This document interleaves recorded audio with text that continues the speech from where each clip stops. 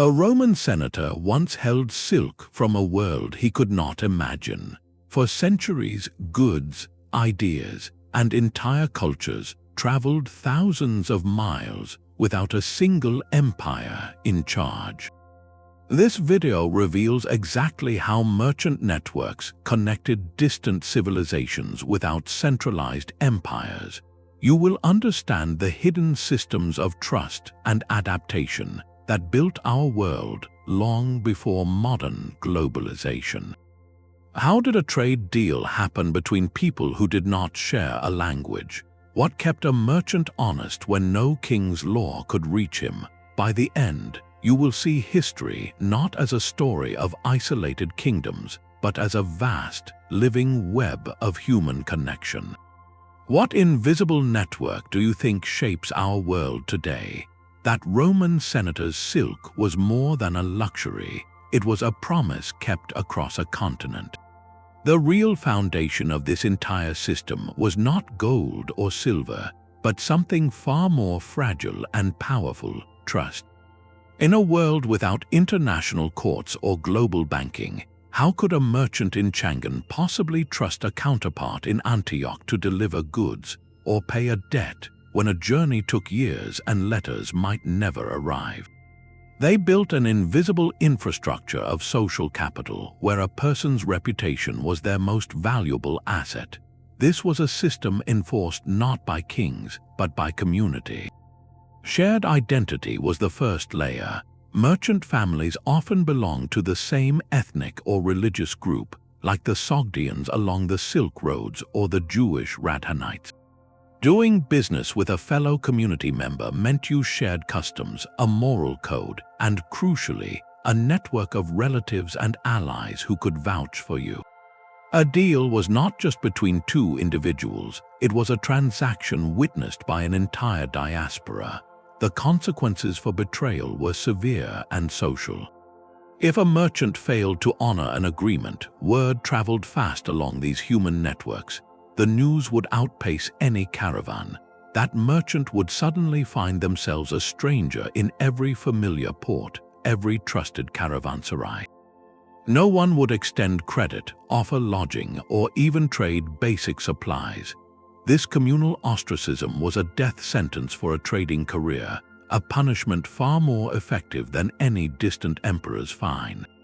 So trust became a currency more stable than coin, built on the simple, profound understanding that your future opportunities depended entirely on your past integrity. This web of reciprocity turned strangers into partners, transforming vast, dangerous geographies into a connected marketplace.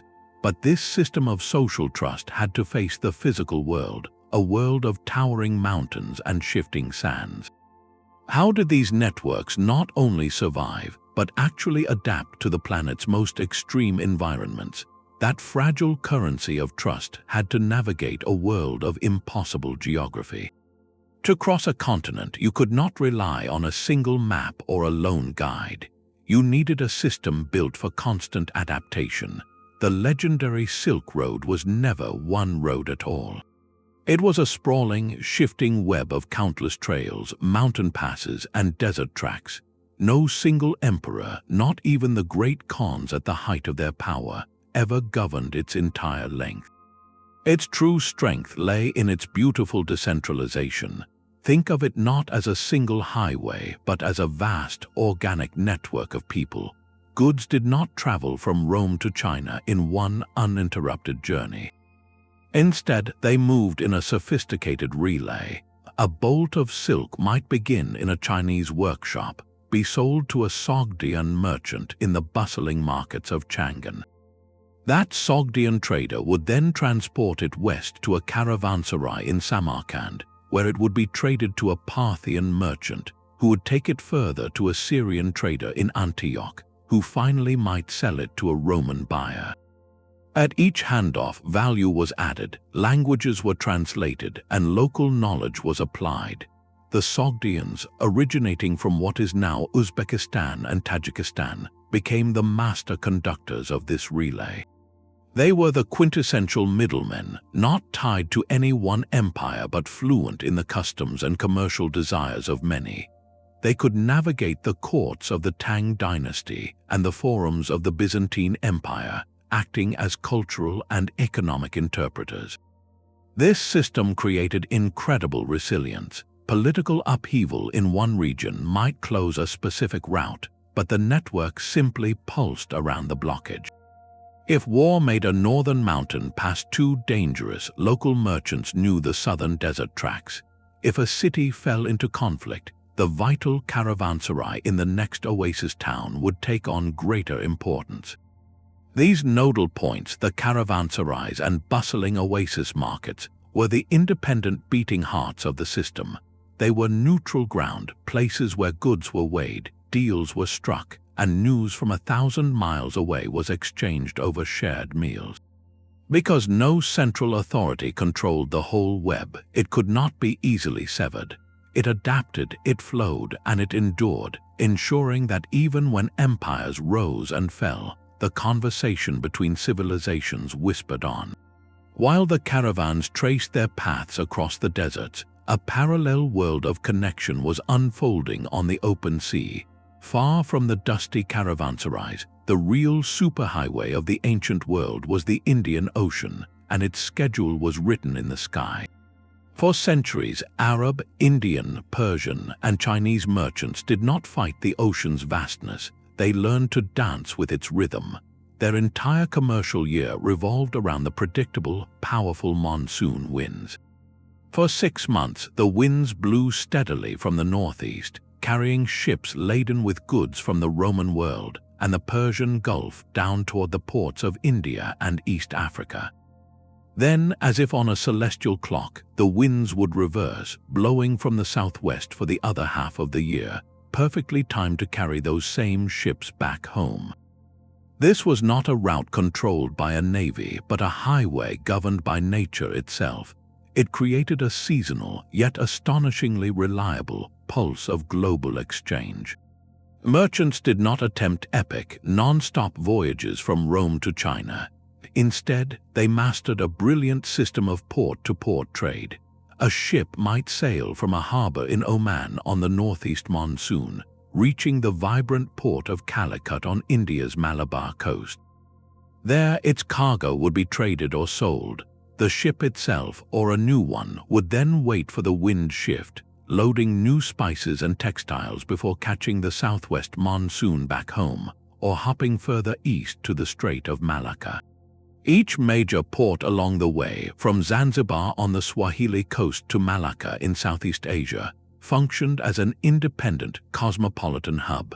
These were not colonies of a foreign empire, but sovereign city-states whose local rulers grew wealthy and powerful by facilitating trade. They provided safe harbors, fair markets, and places for cultural exchange, knowing that their prosperity depended entirely on attracting merchants from every direction. The genius of this system was its shared knowledge. Sailors from disparate cultures all relied on the same wind patterns and navigated by the same stars. This common, practical language of the sea created a kind of fellowship that transcended political borders.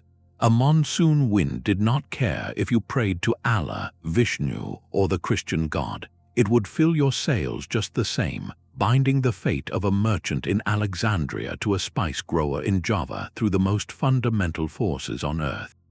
This maritime web, built on environmental intelligence and local cooperation, formed the other half of a global brain, one that thought not in terms of empires but in terms of tides and trade winds. And within these bustling port cities, a new kind of cultural alchemy was taking place, one that would permanently reshape languages, faiths, and identities across the hemisphere. These seasonal ports became permanent homes, and from that permanence grew the true architects of connection. Scattered along every major trade route, from the Mediterranean harbors to the mountain passes of Central Asia, were entire communities living far from their ancestral lands. These were not temporary camps, but vibrant, enduring diaspora settlements. Think of the Phoenician trading posts dotting the coasts from Carthage to Cadiz. the Armenian merchant colony of New Jolfa in Safavid Persia, or the networks of Jewish Radhanite traders who connected the markets of Frankish Europe with those of the Abbasid Caliphate and beyond. These groups did something profound. They became living bridges, maintaining a deep cultural and familial connection to their homeland, while simultaneously putting down roots and building trust within their host societies. They were insiders and outsiders at the same time, a duality that became their greatest strength. For a merchant traveling 1,000 miles from home, arriving in a foreign city was not a plunge into the unknown if you could find your way to the Armenian Quarter or the Jewish Caravanserai. These enclaves provided immediate safe haven. They offered a place to rest where your language was understood, your dietary customs were respected, and your faith could be practiced. But their role went far beyond hospitality. They were full-service commercial hubs. A weary trader could access crucial market intelligence. What was the price of pepper here versus in the next city? Which local official was trustworthy? Which route was currently safe? This information was a form of gold.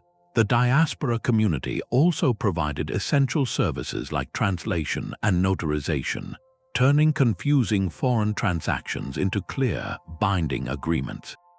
Most importantly, they extended credit. A merchant from a shared background could obtain a loan or have goods forwarded on a promise, using the community's collective reputation as collateral. This system created a stable, decentralized financial network that no kingdom could regulate or easily disrupt. The Sogdian merchant in Samarkand and the Sogdian merchant in Changan were part of the same extended commercial family, bound by more than profit. They were bound by a shared identity that spanned continents. This meant the infrastructure of trade survived political cataclysms. When an empire fell, its bureaucracies and state-sponsored trade might crumble, but the Armenian network or the Radhanite web persisted. Their loyalty was not to a crown, but to their community and its continued prosperity across generations. They became repositories of cross-cultural knowledge, the keepers of secrets about how to do business in 100 different lands. In this way, connection became embedded not in treaties or royal edicts, but in the very fabric of family and faith. It proved that community could forge bonds more durable than conquest. And within these bonds, something even more transformative than silk or spice was being exchanged, something that would quietly reshape the spiritual landscape of half the world. A shared faith or family could build trust, but for a deal to be struck, everyone needed to speak the same commercial language. This was not about poetry or philosophy, but the practical grammar of global trade. Across vast distances, merchants developed a common vocabulary of practice, a set of tools and understandings that made the complex simple and the foreign familiar. Long before any international trade agreement, they were building the operating system for a connected world. The most obvious need was for a shared spoken language. In the bustling ports of the medieval Indian Ocean, Arabic became this lingua franca. A trader from Gujarat, a ship captain from Oman, and a financier from Cairo could all negotiate the price of cloves using Arabic as their neutral ground. Centuries earlier, across the empires of the ancient Near East, it was Aramaic that filled this role, its script and phrases flowing from Babylon to the borders of Egypt. These were not necessarily languages people used at home, but languages of the market and the ledger. They reduced the fog of confusion, turning a babble of tongues into clear communication about quantity, quality, and price. But words alone were not enough. How could you be sure a pound of silk in one city was the same as a pound of silk 1,000 miles away? The solution was standardization. Merchant communities, often through their own guilds or associations, established widely accepted weights and measures. A specific stone weight, carved and certified in a major hub like Alexandria or Baghdad, became the trusted standard. A merchant carrying a set of these certified weights carried with him a portable reputation, a promise that his scales were honest, coinage too transcended political borders. A Byzantine gold solidus or an Abbasid dinar was valued not solely for whose face was stamped upon it, but for the consistent purity of its metal. Its worth was recognized in markets from Cordoba to Canton, functioning as a truly international currency based on trust in the coin itself, not just the empire that minted it. The real revolution, however, was in abstracting value from physical goods altogether. Imagine a merchant in Venice needing to pay a supplier in Alexandria, but the journey was dangerous and shipping chests of silver was impractical. The solution was a brilliant piece of financial innovation, the bill of exchange. The Venetian merchant would give his silver to a local banking house with connections in Alexandria. In return, he received a piece of paper, a bill promising payment. He would send this lightweight, concealable document to his Egyptian partner, who could then present it to the banking house's affiliate in Alexandria and receive the funds in local currency. This system moved vast sums of money across continents without a single coin ever leaving a city's vaults. It was secure, efficient, and it required immense trust in the network of bankers and their reputations. Perhaps the most famous precursor to our modern financial tools was the sack. In the Arab world, this was a written order to pay, a formalized promise. If you held a sack from a reputable merchant, it was as good as gold. You could use it to pay your own debts, effectively passing the promise along a chain of transactions. This was the direct ancestor of the modern check, a tool that allowed commerce to flow on the current of trust and credit, far faster than any caravan could travel.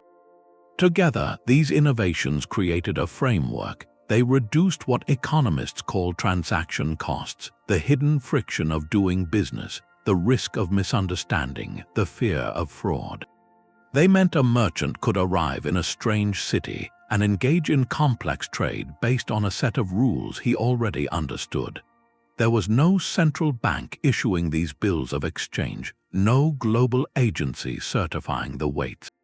This system was born from the ground up, forged by the collective need of generations of traders who realized that for everyone to prosper, they needed a common code. This code turned the chaos of 1,000 different markets into a coherent conversation. And as goods and money flowed along these newly greased channels, they carried with them something even more volatile, something that could ignite revolutions of thought, the most powerful cargo of all, ideas. Silk and spices were not the only goods traded under that vast, starry desert sky. The most valuable commodity exchanged in these remote outposts was information, and it flowed through a specific kind of place. Scattered like beads along the threads of the Silk Roads, from the Anatolian plateau to the Taklamakan Desert, stood the Caravanserai. More than just an inn, it was a fortress of neutrality in a fractured world.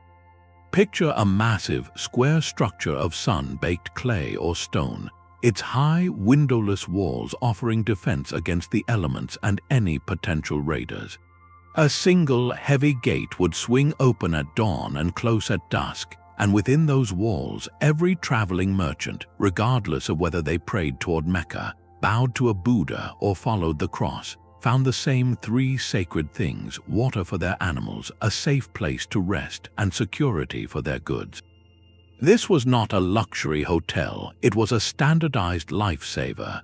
The genius of the Caravanserai was in its predictable sameness. A merchant traveling from Damascus to Merv could plan a journey of weeks or months, knowing that every few days' travel, another one of these way stations would appear, offering the exact same basic services.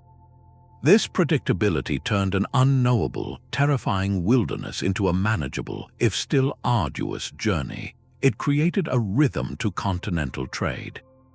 But who built these vital nodes? Often, they were funded by local rulers or wealthy merchants who understood that their own prosperity was tied to the flow of commerce. A powerful sultan or a successful trading family would endow a caravanserai as a pious act, a charitable foundation that also happened to be brilliant economic infrastructure.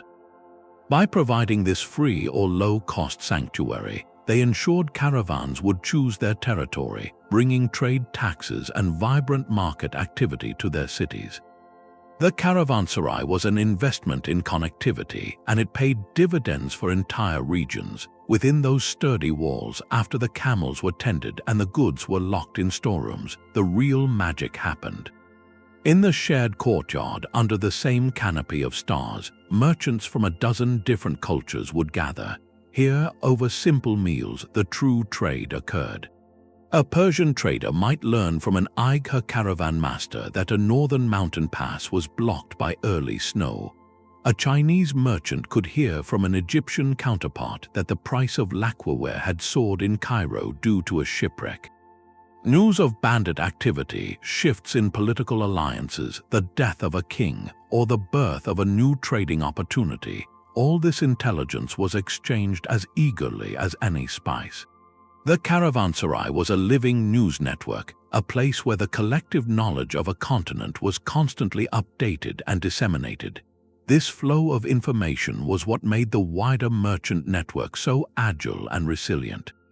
It allowed individuals to make informed decisions, to reroute caravans, and to anticipate market shifts long before any official dispatch could arrive. By offering a universally recognized sanctuary, these way stations did more than just shelter people. They sheltered the very idea of connection itself. They ensured that commerce could pulse through politically fragmented landscapes, bypassing wars and ignoring borders, because at the end of a punishing day's journey, there was always a neutral gate that would open, a shared fire, and a conversation that continued to weave the world together. And often, the most profound conversations were not about commerce at all, but about the stories, beliefs, and art that traveled quietly in a merchant's personal baggage. The courtyard conversations of the Caravanserai required at least a few shared words, but sometimes trade happened in perfect silence. In the most remote stretches of these global networks, entire exchanges took place without a single spoken syllable.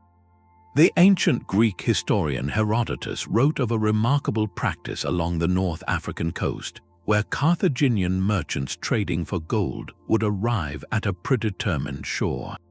They would carefully unload their goods, piles of fine cloth and crafted goods, place them on the beach, and then retreat to their ships. They would then send up a signal of smoke. From the interior, local inhabitants would come down to the shore. They would inspect the foreign wares, and beside them, they would place a quantity of gold they considered a fair exchange. Then they too would withdraw. The Carthaginians would return to the beach. If they were satisfied with the amount of gold left for them, they would take it, board their ships, and depart. If they felt the offer was insufficient, they would simply leave everything untouched, return to their ships, and wait. The local group would then return and add more gold, repeating this silent dance until both sides, without ever seeing each other's faces, agreed the balance was right. This was the silent barter system, and its existence reveals something astonishing about human economics. It shows that trade, at its core, is not about language or law, but about a mutual recognition of value and a shared interest in a continuing relationship. This practice was not confined to Africa. Similar systems were documented among seafaring traders in the islands of Southeast Asia and in other frontier zones where contact was rare and caution was high. It was a brilliant solution to multiple problems. It minimized the risk of conflict or misunderstanding between groups who had no common tongue and perhaps a history of suspicion.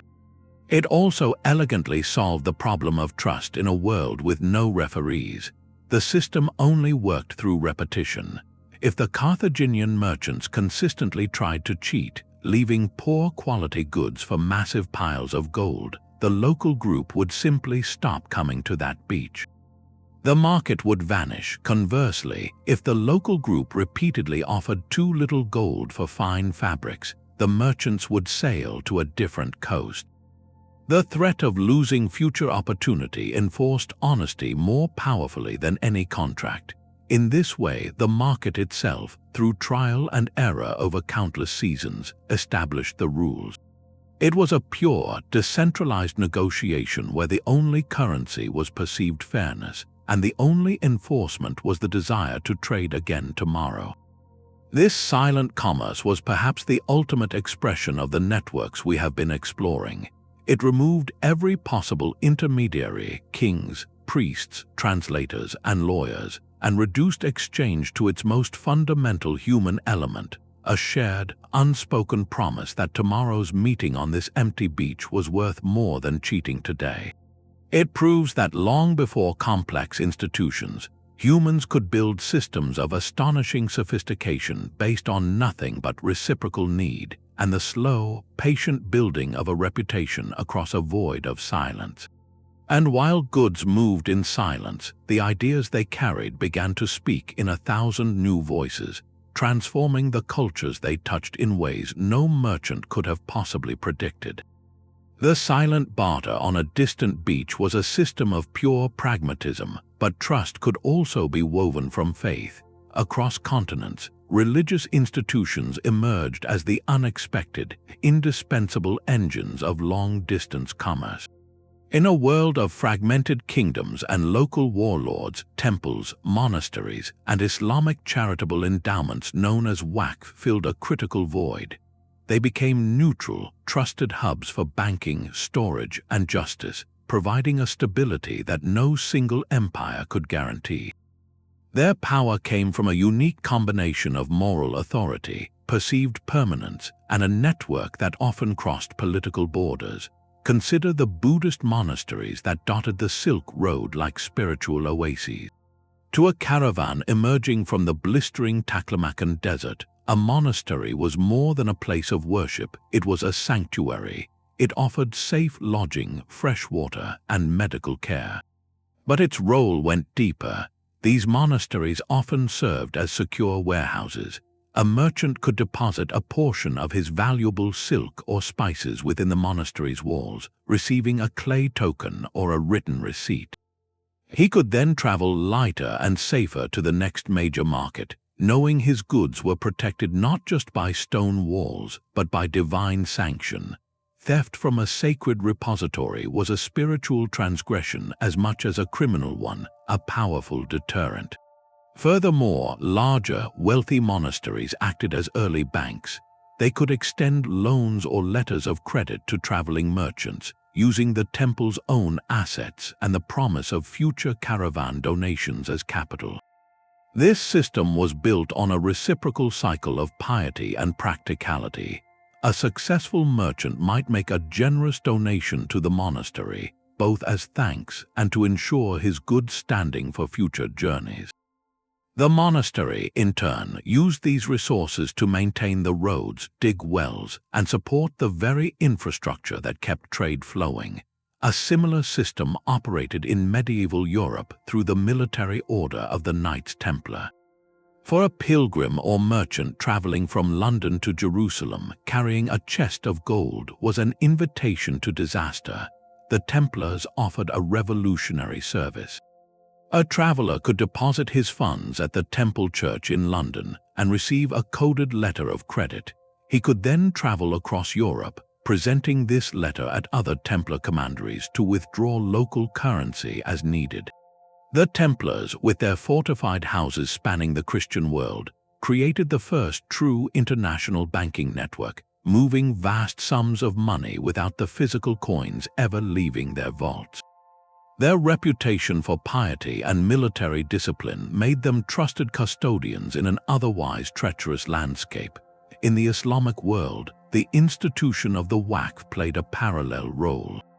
A waqf was a charitable endowment where a wealthy individual would donate property or assets, the revenue from which would fund a public good in perpetuity, like a mosque, a school, a hospital, or a caravanserai. Because these assets were legally considered inalienable, dedicated to God, they were incredibly stable and secure. Waqf funds were often used to build and maintain the critical infrastructure of trade, including bridges, roads, and the very caravanserais we discussed. Moreover, the scholars and judges associated with mosques and madrasas provided arbitration. If two merchants from different regions had a dispute over a contract or payment, they could seek judgment from a respected Islamic jurist. His ruling, based on Sharia law's commercial codes, was respected across the Muslim world, offering a consistent legal framework that transcended the ever-changing borders of sultanates and emirates. These religious institutions worked because they offered what fragmented political powers could not: cross-border consistency and a foundation of trust rooted in something beyond mere profit. Their moral authority lent credibility to their financial services. Their focus on eternity meant they were invested in long-term stability, not short-term gain. They became the fixed points in a shifting world, the neutral ground where a Hindu trader, a Muslim caravan master, and a Nestorian Christian merchant could all find a common set of rules, a safe place for their wealth, and a mechanism to resolve conflicts. By greasing the practical wheels of commerce with the oil of spiritual trust, they enabled civilizations to exchange far more than material goods. They created the channels through which ideas, art, and faith itself could flow with unprecedented freedom. The sacred trust of a monastery vault held more than silk and silver. It safeguarded the blueprints for a new world. While spices flavored a king's feast and silk clothed an empress, the most transformative cargo moving along these networks was weightless and invisible: knowledge. The merchant caravan and the trading ship were, in their essence, mobile universities, their saddlebags and holds packed with ideas that would quietly revolutionize civilizations. This was the ultimate, unintended consequence of connection, the cross-pollination of human thought on a continental scale. Consider the humble sheet of paper. For centuries, the Mediterranean world wrote on papyrus scrolls and expensive parchment made from animal skins. But along the Silk Roads, Chinese merchants and diplomats carried something new: a lightweight, flexible, and far more affordable writing material made from pulped fibers.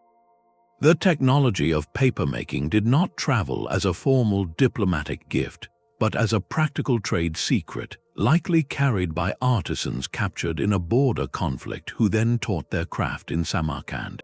From there, it spread to the Islamic world, where it fueled an explosion of scholarship in cities like Baghdad. By the 12th century, paper mills were operating in Islamic Spain, and from there, the technology entered Christian Europe. This was not a simple transfer of a product, but of an entire process, a recipe for mass-producing knowledge itself. When Johannes Gutenberg invented his printing press in the 15th century, his revolutionary machine would have been far less impactful if it still had to print on cumbersome parchment. The cheap, abundant paper flowing through merchant networks provided the essential physical medium for the printed word, democratizing learning and helping ignite the Renaissance and the Reformation. In this way, a Chinese innovation carried by nameless traders over hundreds of years became a foundational pillar of modern Western civilization. The flow was never one way. From the vibrant intellectual hubs of the Abbasid Caliphate and later Al-Andalus, a river of preserved and advanced knowledge poured into a Europe emerging from its so-called Dark Ages. Greek texts by Aristotle, Plato, and Ptolemy, which had been lost in the West, had been carefully translated into Arabic by Islamic scholars and enriched with their own commentaries and discoveries. Alongside these philosophical works came groundbreaking advances in mathematics, including the Indian numeral system we use today, which was transmitted and perfected by Arab mathematicians, giving us the concept of zero and algebra from the Arabic al-Jabr. Astronomical tables, medical encyclopedias like those of al-Razi and Ibn Sina, and sophisticated engineering concepts all traveled the same routes as spices and textiles, carried by scholars who accompanied caravans or by merchants who traded in manuscripts as a high-value commodity. The bustling port of Palermo in Norman Sicily, or the translation schools of Toledo in Spain, became bustling marketplaces for ideas, where Christian, Muslim, and Jewish scholars worked side by side to translate this treasure trove from Arabic into Latin. This massive transfer of knowledge provided the intellectual fuel for the rise of European universities and the scientific revolution. Even the most disruptive technologies moved along these channels. The formula for gunpowder, first developed in China for fireworks and early weapons, slowly traveled westward through the Mongol Empire and along trade routes, eventually transforming the nature of warfare in Europe and the Middle East.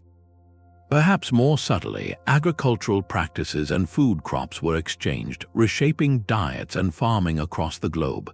Citrus fruits, sugar cane, cotton, and rice cultivation techniques spread from one region to another, often introduced by traders who saw commercial potential in a new staple. The humble merchant, bargaining in a noisy bazaar, was not just a conduit for goods, but an unwitting agent of profound and permanent change. He carried a new crop that could feed a population, a mathematical formula that could map the stars, or a religious text that could inspire an empire. This was the hidden power of the network. It turned every trade route into a synapse, firing ideas across the brain of the ancient world, accelerating innovation in a way no single, isolated civilization ever could. And as these ideas took root in new soil, they blended with local traditions, creating hybrid cultures and artistic forms that were entirely new. The silent exchange on a beach established the price of gold, but the conversations in 1,000 caravanserais and port cities established the price of a future no one could yet see. The silent exchange on a beach established the price of gold, but the conversations in 1,000 caravanserais and port cities established the price of a future no one could yet see. To understand how this worked in practice, we can follow the journey of a single, extraordinary community. Between the 8th and 10th centuries, while Europe was fragmented into petty kingdoms and the Islamic Caliphate stretched from Spain to Central Asia, a network of Jewish merchants known as the Radhanites became the early medieval world's most effective globalizers. They were not a corporation or a state, but a web of families, a diaspora that turned their unique position into a continental advantage. Their story begins not with a king's charter, but with a simple reality. As a Jewish community living within both the Christian and Islamic worlds, they were perpetual outsiders, yet this very status freed them from loyalty to any single crown or caliph. Their primary allegiance was to their own far-flung kinship and commercial network. This gave them a neutrality that was priceless. A Radhanite merchant could travel from the palace of Charlemagne in Aachen to the court of the Abbasid Caliph in Baghdad, moving through hostile political borders as a trusted, because apolitical, intermediary. They spoke Arabic, Persian, Greek, Latin, and the Romance languages of Europe, not as scholars but as practical tools of the trade. A deal in Cordoba could be negotiated in Arabic, while the contract for its fulfillment in Marseille might be written in Latin, all handled within the same trusted family firm. Their operations were staggering in scope. Contemporary accounts like those of the geographer Ibn Khaldun detail 4 major routes they controlled. One went by sea from the south of France, through the Mediterranean and down the coast of North Africa. Another traveled overland from the markets of Provence, through Italy and the Slavic lands, reaching the lower Volga, and then caravan routes to Central Asia. A third combined land and sea, going from the Middle East to the ports of India and China, and a fourth went north through the lands of the Frankish kingdom. Along these arteries they carried an astonishing variety of goods. They were known for luxury items like spices, silks, perfumes, and jewels, but they also traded in bulk commodities like furs, timber, and textiles. Their cargo included swords, and in a reflection of the difficult norms of the era, they were also involved in the slave trade, a tragic and sobering part of the medieval economic landscape that historians note was a widespread practice across many cultures at the time. Their ability to move such diverse goods across such vast distances points to a sophisticated commercial system. The true secret of their success was an early form of global banking, built entirely on trust. They perfected the use of the sack, the bill of exchange we mentioned earlier. A merchant in Canton could give a sum of silver to a Radhanite associate and receive a letter of credit. He could then travel to Baghdad or Cairo, present that letter to another member of the network, and receive the equivalent value in local currency. This meant vast wealth could move across continents without a single coin ever being physically transported, a system that was both secure and incredibly efficient. It required absolute confidence in the integrity of every node in their web. That confidence was rooted in deep familial and communal bonds. A Radhanite in Damascus knew his cousin in Venice would honor the letter because their shared reputation and future livelihood depended on it. Betrayal would mean exile not just from a city but from an entire worldwide support system. They also leveraged their diaspora presence strategically. In key commercial hubs from Cairo to Kiev, they established small, permanent communities. These enclaves were not just homes, they were listening posts and logistical centers. They provided incoming Radhanite traders with immediate shelter, market intelligence, and legal support. This created a chain of familiar way stations across the unknown world, turning a perilous journey into a series of managed hops between trusted allies. Their network acted as the central nervous system for Eurasian trade, sensing demand in one region and supplying it from another, adjusting flows based on political upheavals or harvests, all through private letters and family messengers. When the Carolingian Empire needed silver for its coinage, Radhanite networks could supply it from mines in the Islamic world. When the Caliphate sought Frankish swords or Slavic furs, the Radhanites could arrange it. They were the indispensable middlemen, the human software that allowed two very different halves of the world to communicate commercially. Their story shows that in a fragmented world, a stateless community, united by kinship and a shared code, could achieve a level of integration that empires could only dream of, weaving threads of connection that would outlast them all. The Radhanites wove a web of trust across continents, but in the stormy seas of the north, an alliance of cities built a fortress of commerce. While the Silk Roads relied on caravans and caravanserais, medieval northern Europe gave rise to a different kind of network, one forged not by wandering families but by a league of ports. From the 13th to the 17th centuries, a confederation of merchant guilds and market towns, not a single king or emperor, came to dominate the trade of the Baltic and North Seas. This was the Hanseatic League, a powerhouse with no centralized capital, no standing army, and no royal charter granting its authority. Its power flowed from a simple, revolutionary idea that independent cities could achieve more together than they ever could alone. At its heart stood cities like Lübeck, Hamburg, and Bruges. These were not the seats of great nobles, but bustling hubs where merchants held the real power. They faced common enemies, pirates prowling the shipping lanes, rival princes imposing arbitrary tolls, and the constant threat of having their goods seized in foreign ports. Their solution was to band together in a commercial and defensive pact. By presenting a united front, they could negotiate favorable trade terms, secure safe passage for their ships, and create a stable, predictable environment for business across a fractured political landscape.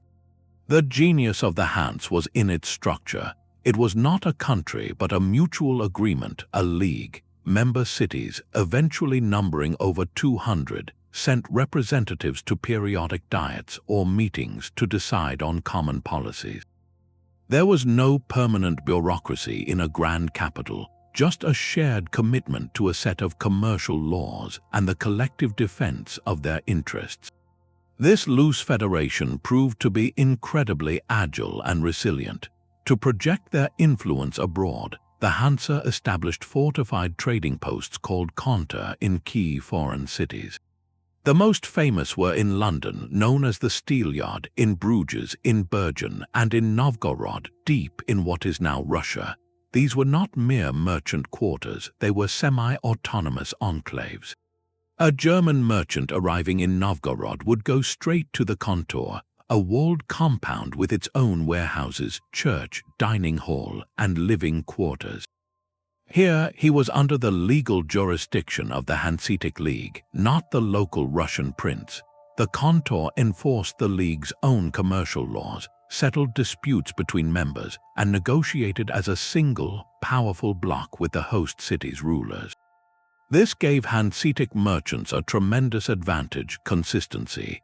A deal struck under Hanseatic law in Novgorod would be honored and enforceable in Lübeck or Hamburg. The League's collective power allowed it to secure extraordinary privileges, like exemption from local tolls or the right to be tried only by their own officials. When those privileges were threatened, the League could wield a devastating weapon: the trade embargo. If a king or a city violated an agreement, the Hansa would simply declare that none of its member cities would trade with the offender. For a place like England, which relied on Hanseatic ships for Baltic timber, grain, and naval supplies, or for Novgorod, which depended on the League to export its furs and wax, this economic blockade could bring commerce to a halt and force a swift negotiation. This was power exercised not through conquest, but through collective bargaining and control of the supply chain. The Hanseatic League demonstrated that urban commercial alliances could wield influence rivaling that of monarchies. They built no castles to claim territory, but their conter were commercial fortresses.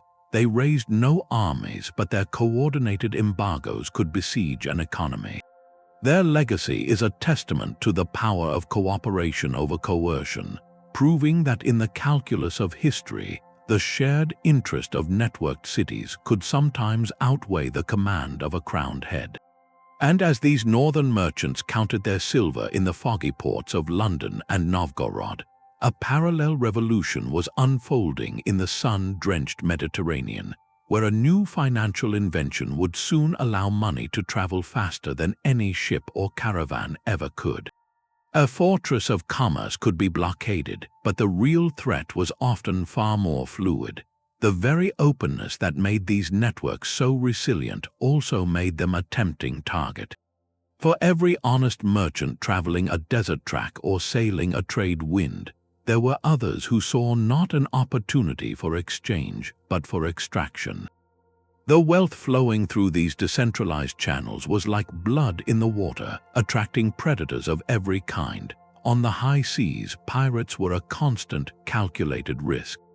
In the Mediterranean, they lurked in the coves of the Barbary coast, while in the Indian Ocean, they haunted the narrow straits of Malacca and the islands of the Philippines.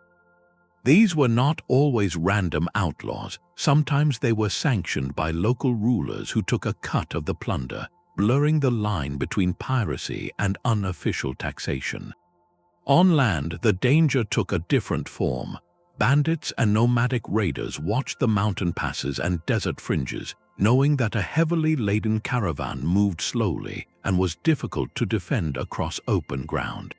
A local chieftain whose people were suffering a poor harvest might see a passing merchant train not as a partner, but as a mobile granary. The political landscape could shift just as dangerously. A caravan leader who had paid a generous toll to a friendly local governor one year might return to find that governor overthrown, replaced by a hostile warlord who viewed all foreign merchants as spies or sources of instant wealth. These were not occasional hazards, they were the daily operating environment. So how did trade not just survive but thrive under this constant pressure? The answer was a toolkit of pragmatic, often expensive adaptations. The first and most direct was deterrence. Major caravans were not defenseless. They traveled with their own guards, hired mercenaries skilled with bow and blade. A large, well-armed train was a harder target, signaling to potential raiders that the cost of an attack might outweigh the reward. But fighting was always a last resort, a failure of negotiation. More often, the solution was to pay. Protection money, often dressed up as a formal toll or transit fee, was a standard business expense. Paying a local power for safe passage was simply another tax, a way to convert the uncertainty of violence into a predictable financial cost. This required local knowledge, which is why traveling with guides or through established diaspora communities was so vital. They knew which chieftain to pay, how much was customary, and which promises could be trusted. When even payment failed or when the demanded toll became extortionate, networks relied on their greatest asset, redundancy. This is where the true genius of a web over a single road revealed itself. Caravan masters and ship captains possessed a deep mental map of alternative paths.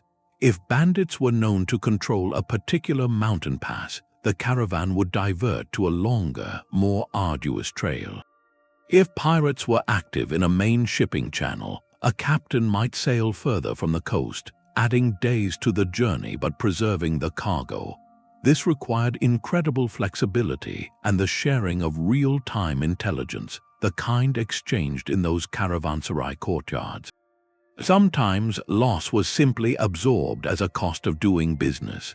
Merchants and their financial backers factored in a certain percentage of loss to piracy, shipwreck, or banditry, much like a modern business budgets for theft or shrinkage. They diversified their shipments, never sending all of one valuable commodity on a single ship or in one caravan.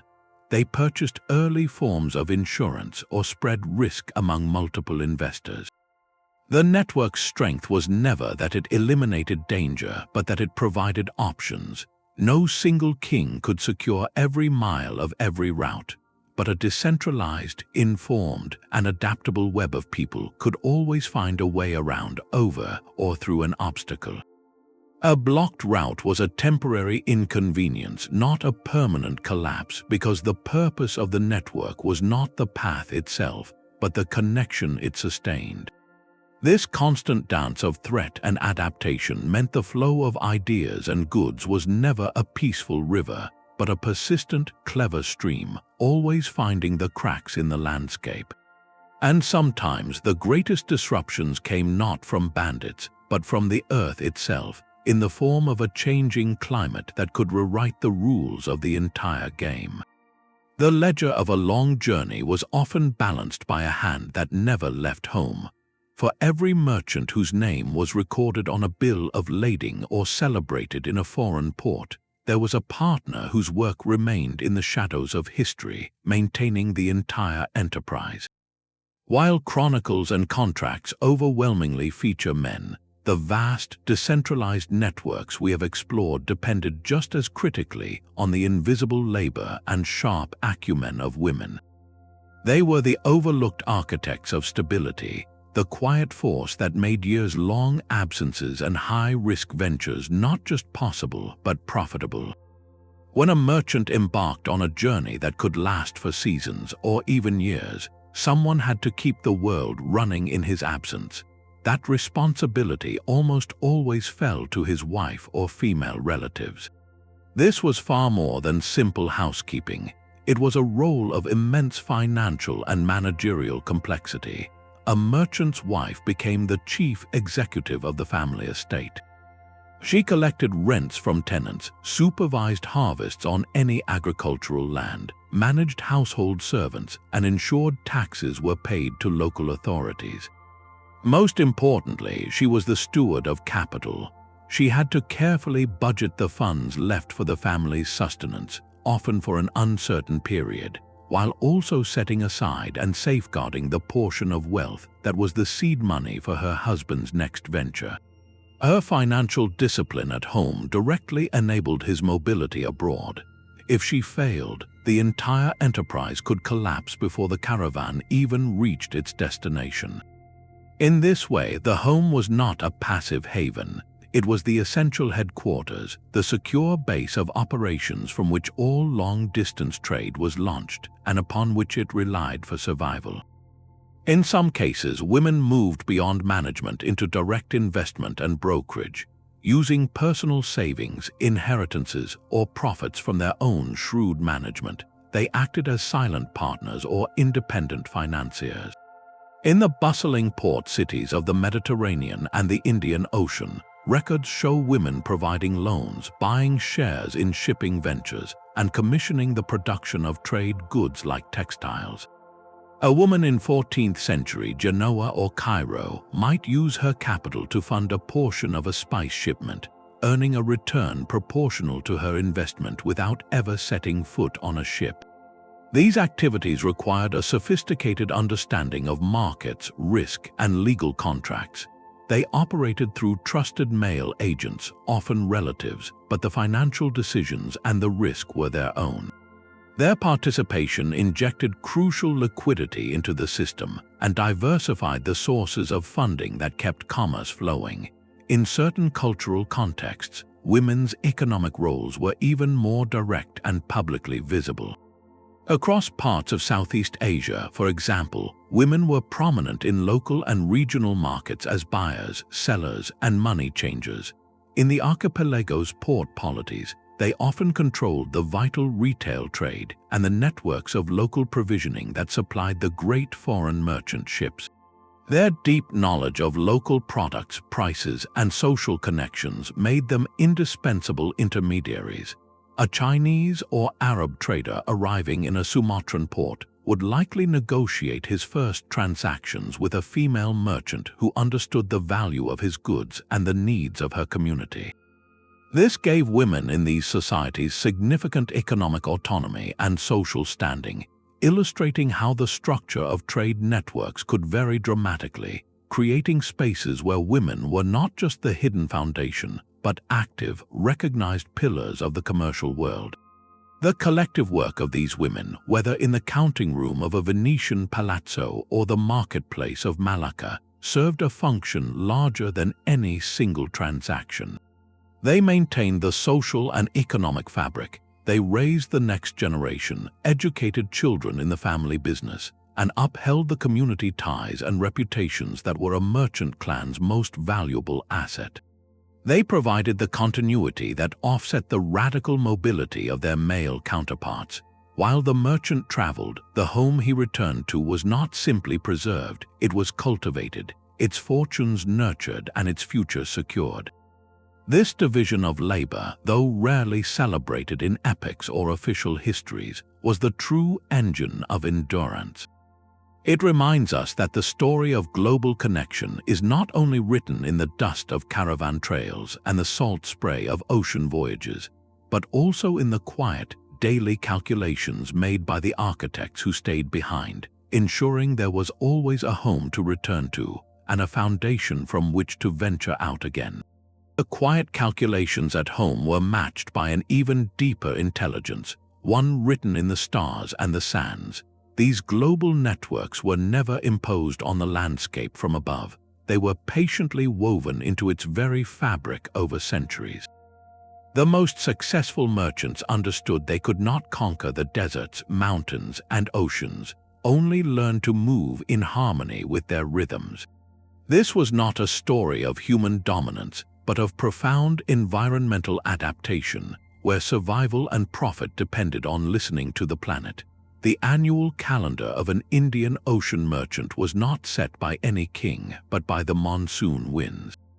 For 6 months, the winds blew steadily from the northeast, and every ship captain from Arabia to India knew it was time to set sail for the ports of East Africa and the Spice Islands.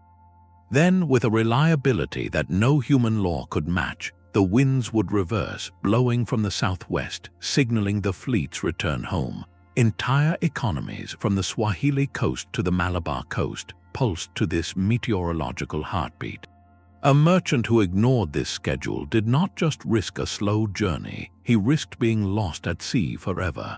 On land, the adaptation was just as precise.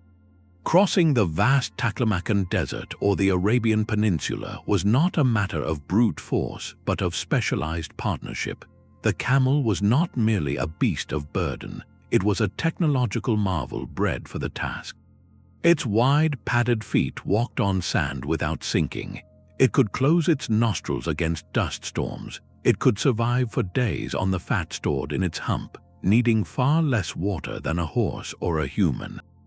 Caravans were meticulously timed to move from one known water source to the next, their routes a fragile thread strung between oases. The location of these life-giving springs did not just influence the route, it dictated it entirely. There was no alternative. A caravan master's most valuable knowledge was not a map of political borders, but a mental catalogue of wells, some of which might be little more than a damp spot in the rocks known only to a handful of guides. This knowledge was passed down through generations, often guarded as a family secret, because in that environment, information about water was more valuable than the cargo itself. Similarly, mountain passes like the famed Punjab between Pakistan and China, or the Khyber Pass, were not chosen for their ease, but because they were the only viable corridors through otherwise impassable rock and ice. They were the planet's own gateways, and trade learned to slip through them during the brief, temperate windows when snows receded. Even the great rivers from the Nile to the Volga served as liquid highways, their currents carrying goods deep into continents, with portage points where goods were transferred overland to another river system, creating a continent-spanning web of waterways. This was a symbiotic relationship. The network relied utterly on the environment's constraints, but in doing so, it also reshaped that environment in subtle ways. Oasis towns grew into wealthy cities because of the trade they supported. Ports expanded into cosmopolitan hubs because of the safe harbors nature provided. The routes themselves became etched into the landscape through constant use, a permanent record of human movement guided by wind, water, and rock. The merchant's genius lay in recognizing he was not the master of this system, but a participant within it. His schedules were set by seasons, his paths were carved by glaciers and deserts, and his success depended on a deep, ancestral literacy of the natural world. This humility before the forces of nature is what made the network so resilient, because while empires rose and fell, the monsoon always returned, the oasis still held water, and the mountain pass, once the snow melted, would always be there, waiting for the next caravan to whisper its way through. That deep environmental literacy was a form of universal knowledge, and its fruits were exchanged everywhere. A common misconception paints the ancient and medieval worlds as a collection of isolated cultural bubbles, where Rome, China, or the Maya developed in splendid, separate silence. The reality uncovered by these merchant networks is far more compelling. While direct, face-to-face contact between emperors or philosophers was exceedingly rare, the world was never truly disconnected. Goods, and more importantly the ideas they carried, filtered through long, intricate chains of intermediaries, proving that even the most distant societies were already nodes in a sprawling, if indirect, web. Consider a single, startling object. In a royal tomb from the Korean kingdom of Silla, dating to around the 5th or 6th century, archaeologists uncovered a stunning piece of Roman-style glassware. This delicate vessel did not travel on a direct ship from the Mediterranean to the Korean peninsula. Its journey was a relay race across continents. It was likely blown in a Roman or Syrian workshop, traded eastward through Persia and Central Asia, perhaps gifted to a steppe nomad chieftain, then carried further east into China, and finally passed to the Korean peninsula as a treasure of immense prestige.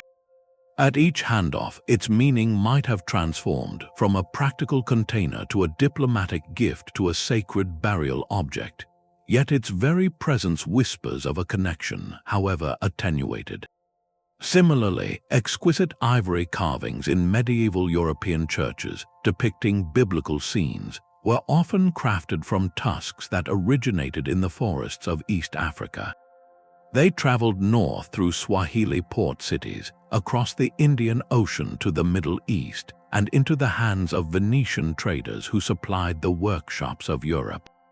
The devout European artisan who carved an altarpiece likely never imagined the African landscape where the material began its journey, but his work was the final link in a chain of human hands spanning half the globe. This interconnectedness forces us to rethink our textbook divisions of world history. We often study Rome, then India, then China in separate chapters, as if they were characters in different plays. But merchant networks reveal they were all actors in the same immense slow-motion drama.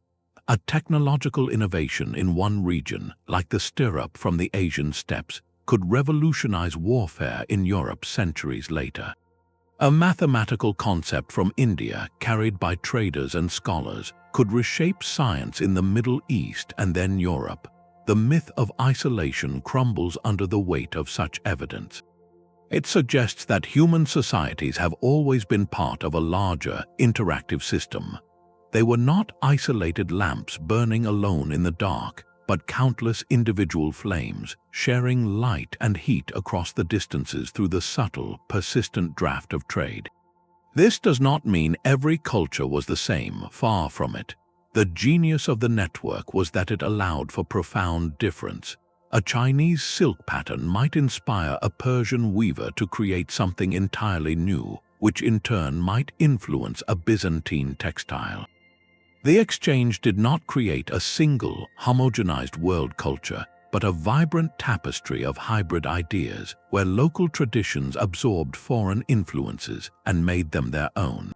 The story is not of a global village, but of a global conversation, one conducted in 1,000 different languages, through the silent language of goods, the shared grammar of commerce, and the universal human desire for what lies beyond the horizon. This realization challenges a comforting but flawed narrative of independence, revealing instead a deeper truth that our collective history has always been one of borrowing, blending, and indirect encounter. And if these networks were so powerful, weaving continents together, why did they seem to fade from our collective memory, leaving us with that myth of separation in the first place? That myth of separation persists because we often look for history in the wrong places. We search the records of kings and the borders of empires, missing the quiet revolution happening in the ledger books of merchant houses and the harbors of independent cities. The true economic power forged by these networks did not reside in royal treasuries, but in places they could not fully control. The relentless flow of goods generated staggering wealth, yet this fortune often bypassed imperial coffers entirely, pooling instead in the hands of merchant dynasties and sovereign city-states. This decentralized accumulation of capital quietly reshaped the world, shifting the very center of gravity for power and prosperity.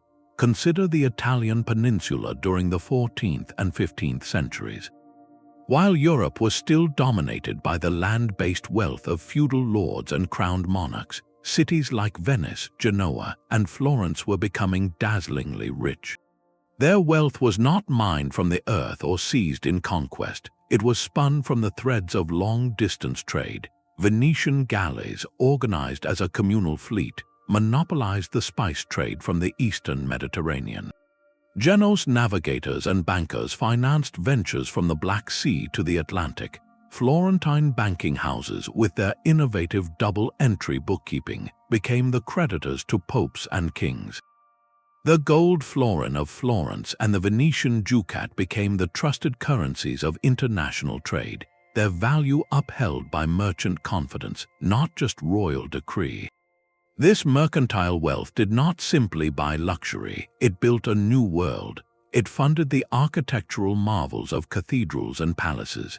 It commissioned the paintings of Botticelli and the sculptures of Donatello. It patronized the scholarship that rediscovered classical texts. In short, the capital generated by these trade networks directly financed the Renaissance, that extraordinary rebirth of art, science, and culture. The splendor we associate with that era was at its core the product of commercial connection. This flow of capital did something even more revolutionary. It created and empowered a new social class. Between the hereditary nobility and the peasantry emerged a prosperous, educated bourgeoisie.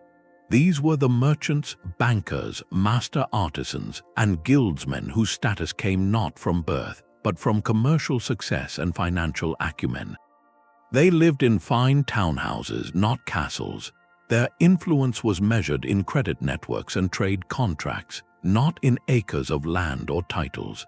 Their existence challenged the medieval idea that social position was fixed by God and birthright.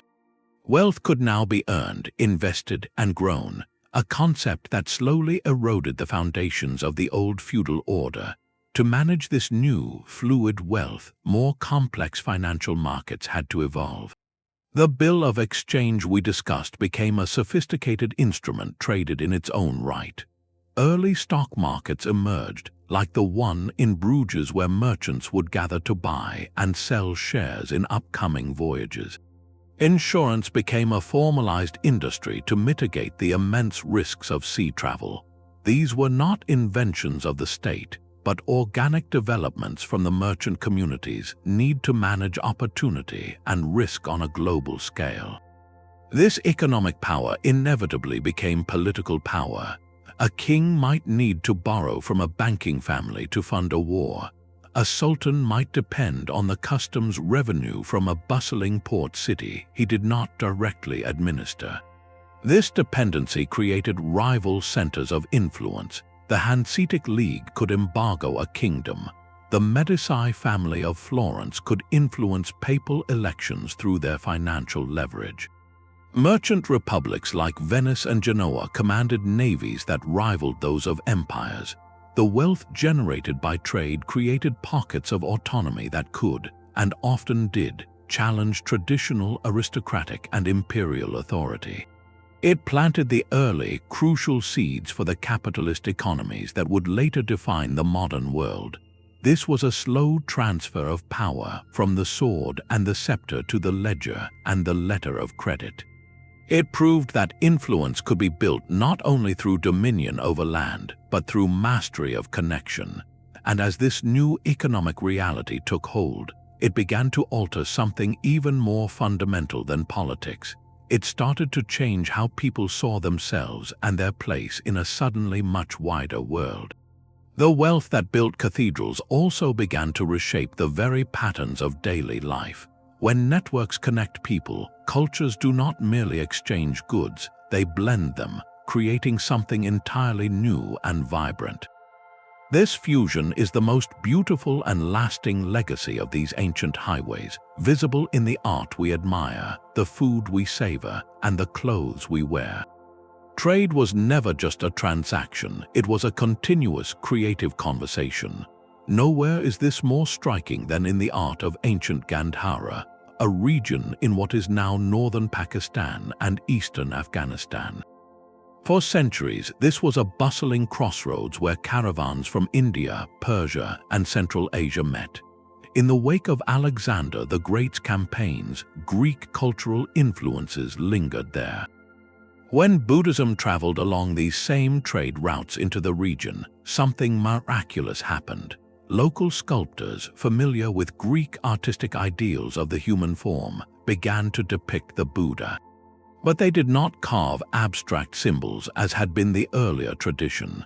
Instead, they created statues of the Buddha himself with the serene, idealized face of a Greek god, draped in robes that fell in classical, realistic folds. This Gandharan style gave the Buddha a physical presence that was both familiar and profoundly new, a perfect hybrid that helped Buddhism spread into Central Asia and China with a powerful, relatable image. It was a visual dialogue where a Mediterranean aesthetic gave form to an Indian spiritual vision, all because merchants and monks walked the same mountain passes. This creative alchemy repeated itself across the globe. On the Swahili coast of East Africa, the architecture of cities like Kilwa and Zanzibar tells a story of seamless fusion. Local coral stone was carved into grand structures that blended African spatial design with Islamic arches, ornate geometric patterns from the Arab world, and even influences from Indian merchants who visited the ports. A Swahili palace was not purely African, Arab, or Indian.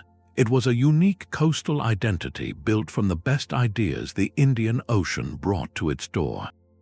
These cities were living proof that economic hubs could become incubators for new cultures. The fusion was deliciously literal in the realm of food.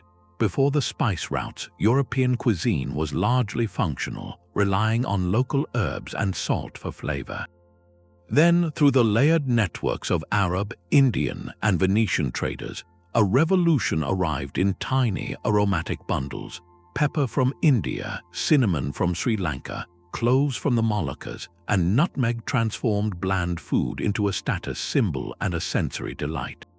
A medieval European feast was not complete without these exotic, expensive flavors, a direct taste of a world far beyond the local manner.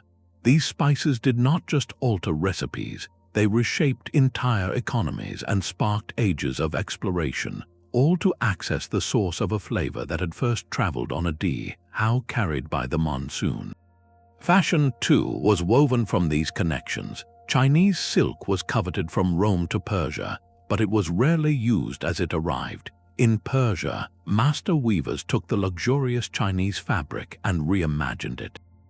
They incorporated their own intricate floral patterns, legendary hunting scenes, and calligraphy into the silk, creating breathtaking textiles like the famous Persian turme. A bolt of silk became a canvas where two great artistic traditions met. Similarly, the iconic Indonesian batik technique, using wax and dye to create intricate patterns, absorbed motifs from Indian trade cloths and Chinese porcelain, evolving into a unique art form that told its own story of cultural encounter. This was the true product of the network, not just objects but new identities. In the border zones and bustling port cities, people lived between worlds. They spoke multiple languages, practiced blended rituals, and developed tastes that were neither wholly foreign nor traditionally local. They became living hybrids, and from that rich soil sprang unparalleled creativity. The goods were not merely consumed, they were translated, they inspired. A merchant might trade for a ceramic bowl, but a local artist would see its shape and glaze and create a new style of pottery for their own people. This proves that economic exchange is inevitably, wonderfully, followed by a rich exchange of aesthetics and ideas. The cargo that mattered most was not in the hold of the ship, but in the minds of the people it connected, leaving behind a world immeasurably more interesting, more beautiful, and more interconnected than any single empire could ever have built alone. But the same currents that carried silk and spice also carried shadows. For all the wonder of cultural exchange and economic innovation, the openness of these global networks had a devastating duality. The very pathways that spread ideas and art became, tragically, the world's first superhighways for catastrophe and profound human suffering.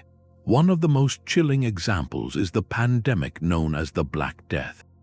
In the mid-14th century, a bacterial illness, likely carried by fleas on rodents, erupted in Central Asia. It did not remain there. With terrifying speed, it traveled westward along the bustling Silk Roads, hitching rides in the grain sacks of merchants and the wool bales of caravans. By 1347, it had reached the bustling Genos trading port of Kaffa in the Black Sea. From there, merchant ships carried it to Constantinople, to Sicily, and into the heart of Europe. Within just a few years, it is estimated that the illness claimed the lives of tens of millions, perhaps 1/3 or more of Europe's population. This was not an act of war or a single disaster, but a direct, horrific consequence of a connected world. The density of trade routes and the constant movement of people and goods created the perfect conditions for a local health crisis to become a global demographic catastrophe. It reshaped societies, economies, and the very psyche of continents, a stark reminder that connectivity carries risks as profound as its rewards. Alongside the unintended spread of illness moved a far more intentional commerce in human lives. Many of these networks, particularly the trans-Saharan routes and those crisscrossing the Mediterranean and Indian Ocean, were deeply entwined with the slave trade.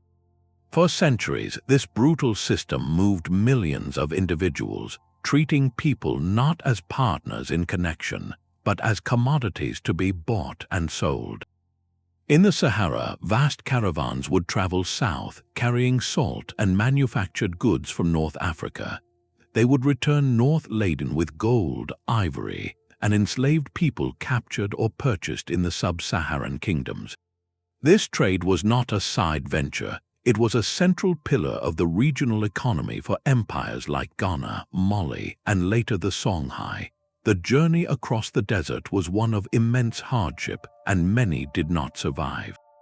Those who did were sold in markets from Cairo to Marrakesh, their labor building the wealth of distant cities. A parallel system operated in the Mediterranean and the Black Sea, where Italian merchant states like Genoa and Venice, along with the Crimean Khanate, facilitated a large-scale trade in enslaved people, often sourced from the Slavic regions and the Caucasus, supplying households and armies across the Islamic world and beyond. To examine this is not to dismiss the network's achievements, but to understand their full, tragic complexity. The same mechanisms that spread Buddhist art and paper-making technology, the same caravanserais that offered sanctuary, and the same financial instruments that enabled trust-based trade, were also used to manage and profit from this traffic in human beings. It forces a difficult historical reckoning. The story of global connection is not one of unalloyed progress. It is a story of simultaneous creation and destruction, of enlightenment and profound injustice flowing along the same channels. The systems that built our interconnected world were built by human hands, and they reflected all of human nature, its capacity for brilliant cooperation, and its tragic acceptance of exploitation. This dual legacy is perhaps the most important lesson. It cautions us against romanticizing the past, reminding us that every system of exchange, no matter how innovative, is shaped by the values and choices of the people within it. And as we will see, even these vast, enduring networks eventually faced challenges they could not adapt to, from the rise of new powers to a fundamental shift in how the world itself was understood. The creative alchemy of blended cultures could not survive a new kind of power, one that arrived not to trade but to conquer. For over a millennium, the Indian Ocean had operated as a vast, self-regulating marketplace, its rhythms set by monsoons and mutual interest. That changed in the year 1498, when Portuguese explorer Vasco da Gama's battered fleet rounded the Cape of Good Hope and entered these waters. They did not come with goods to exchange on equal terms. They came with cannons and a radical new intention to seize control of the entire system by force. The Portuguese strategy targeted the network's very lifeblood, its choke points. They used their powerful ocean-going carracks to capture and fortify key harbors at the entrance to the Red Sea, the Persian Gulf, and the Strait of Malacca. From these armed fortresses, they demanded that all merchant ships, whether Arab, Indian, or Gujarati, purchase a royal cart as a paid license to sail. Any vessel caught trading without this Portuguese permission was confiscated or sunk. This was not commerce, it was a protection racket on a maritime scale. It shattered the older, consensus-based model where safety was negotiated, not commanded by a foreign fleet. The decentralized web, built on adaptation and shared knowledge, had no unified military answer to this concentrated naval aggression.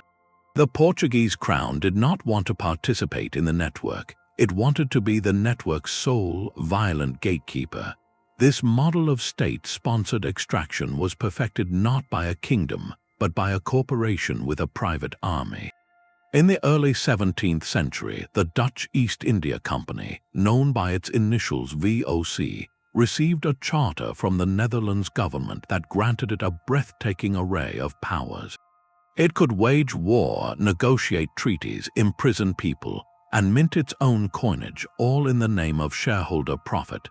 The VOC arrived in the Spice Islands of Southeast Asia with overwhelming force, systematically dismantling the existing trading networks of Javanese, Malay, and Chinese merchants. Their goal was a monopoly, not a marketplace. When local growers on the Banda Islands continued to sell nutmeg to English or other Asian traders, the VOC's response was devastating. Company forces seized the islands, displaced or caused great loss of life among the local population, and replaced them with enslaved laborers to work plantation-style nutmeg farms under total company control. This was a complete inversion of the old logic, where a Gujarati merchant might have built a relationship with a Bandanese village chief over generations. The VOC saw only a supply chain to be owned outright. Profit was no longer a shared outcome of risky journeys, but a guaranteed dividend extracted through absolute domination. Soon after, the British East India Company followed a similar blueprint, but on a continental scale. Beginning as another group of merchants seeking trade, it leveraged its state-backed financial and military might to first manipulate, and then outright conquer, the rich weaving regions and markets of the Indian subcontinent. It used its immense capital to influence local politics, fund rival factions, and ultimately field a private army larger than that of many European nations. The company did not just trade Indian textiles, it took control of their production, dictating terms to weavers and redirecting the flow of wealth from Bengal's ancient networks directly into its London headquarters.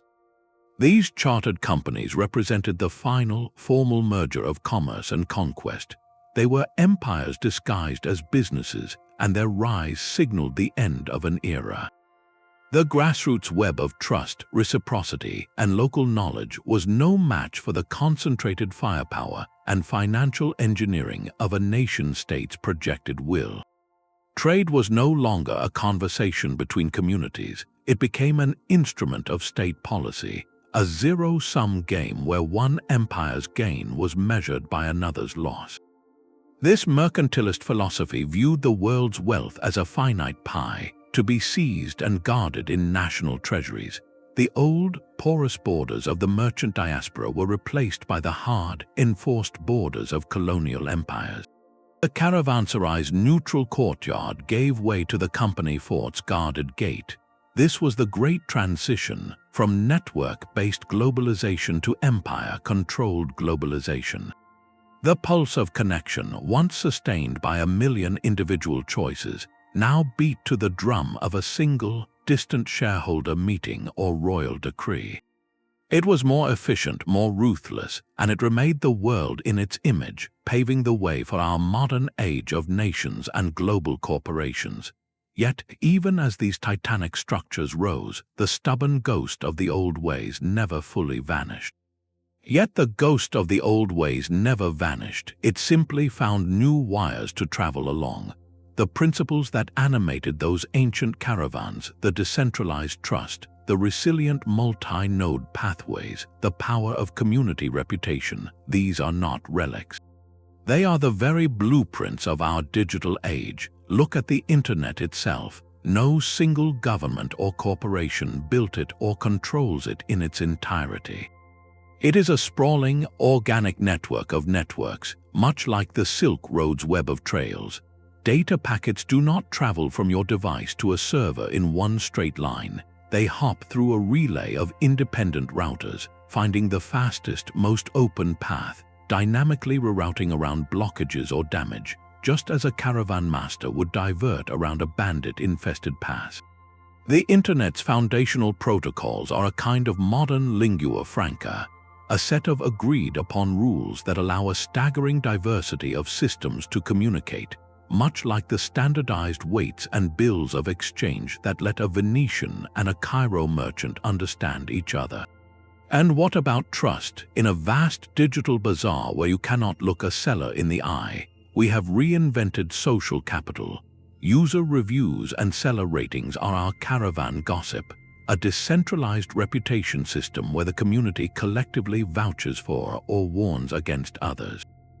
Digital encryption and secure payment protocols are our bills of exchange, allowing value to move across continents on a promise of mathematical certainty rather than a family's word.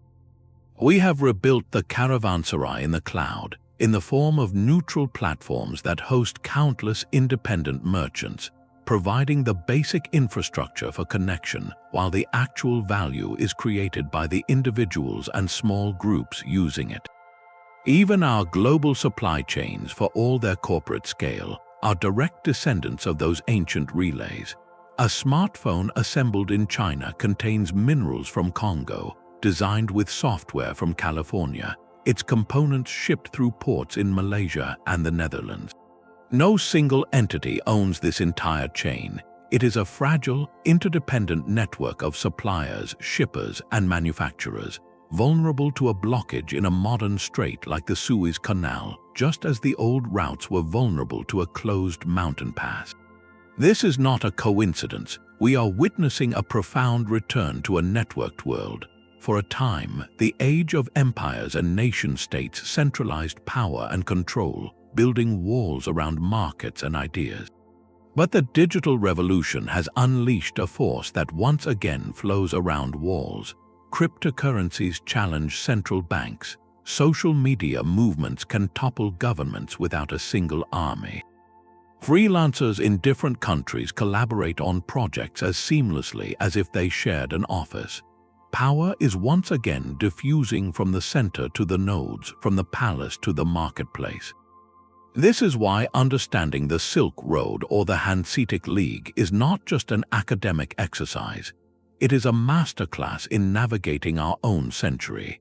Their history teaches us about resilience through redundancy, about building trust without a central referee, and about the incredible innovation that blooms when diverse cultures are connected not by force but by mutual interest. It reminds us that the most enduring systems are often those that are owned by no one, yet sustained by everyone.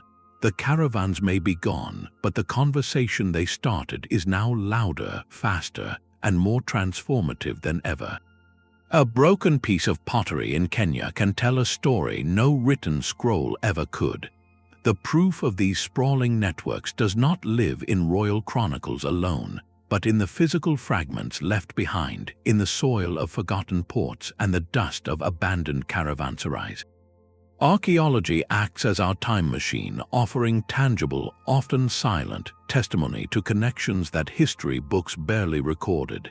Each unearthed object is a data point, a single node that, when connected to thousands of others, reveals the breathtaking map of an ancient internet.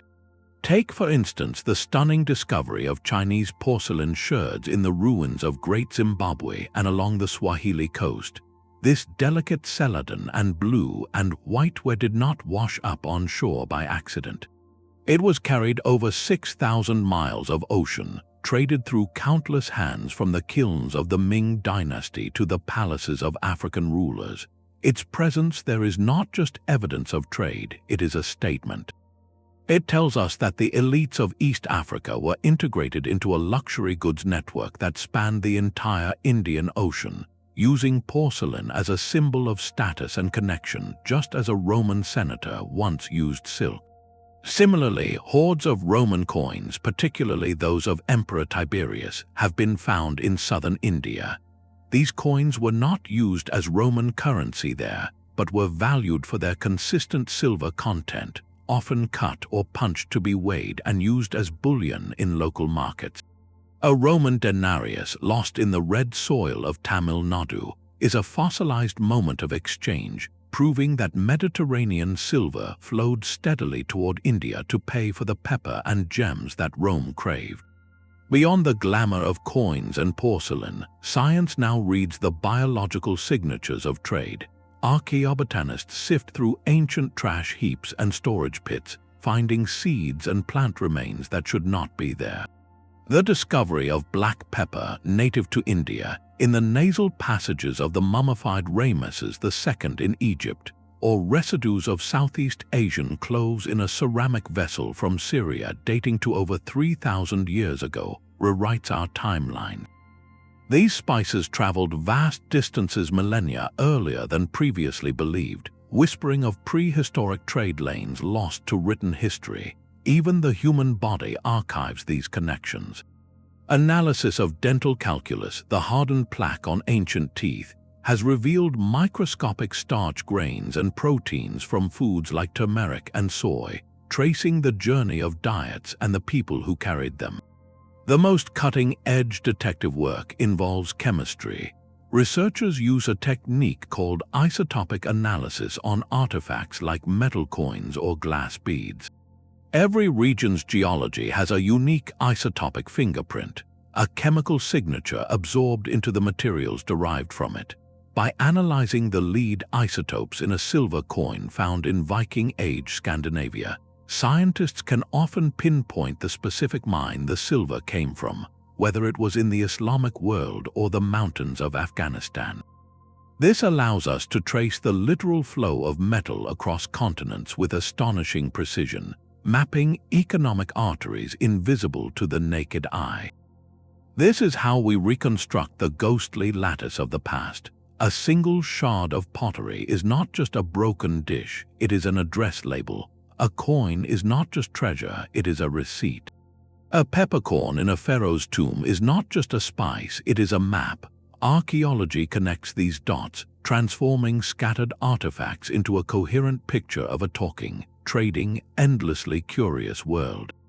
It proves that our ancestors were not isolated, but intrepid participants in a conversation that stretched across deserts and oceans, a conversation we are only now, through the patience of science, beginning to fully overhear.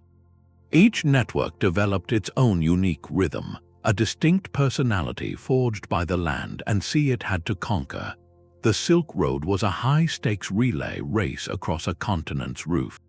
Its currency was luxury, lightweight but immensely valuable: silk, spices, jade, and glass. These were goods of prestige whose high value could justify the astronomical cost and risk of a journey that might take years. The landscape itself dictated a specific social structure, the Caravanserai. These fortified way stations were the network's pulse points, offering not just shelter but vital intelligence in a world of political fragments and bandit kings. Trade here was a series of handoffs, a long chain of middlemen like the Sogdians, who never carried a bolt of silk from China to Rome, but who mastered the art of moving it from one trusted partner to the next across the brutal mountains and deserts of Central Asia. This was commerce as a delicate, persistent whisper across the world's highest and driest places. Shift from that arid, mountainous relay to the open, rhythmic pulse of the Indian Ocean. Here, the network was not a road but a vast, liquid marketplace governed by an immutable natural clock, the monsoon winds. The goods shifted from lightweight luxuries to bulkier necessities: pepper, cinnamon, cotton textiles, and timber. You could not profitably ship heavy sacks of pepper across a desert on camels, but you could fill the hold of a dhow with them. This maritime world fostered a different kind of hub, the cosmopolitan port city. Independent city-states like Calicut, Kilwa, and Malacca grew powerful not by conquering hinterlands, but by welcoming all comers. Their rulers' new wealth came from attracting Arab, Indian, Persian, and later Chinese merchants, providing fair courts and safe harbors. The social glue here was not the Caravanserai's defensive neutrality, but the port's open, polyglot diversity. Sailors and merchants from a dozen cultures shared the same wind patterns and star charts, creating a practical fellowship that made the ocean not a barrier but a predictable highway. Then there was the Trans-Saharan network, a world defined by a single, stark equation: gold for salt.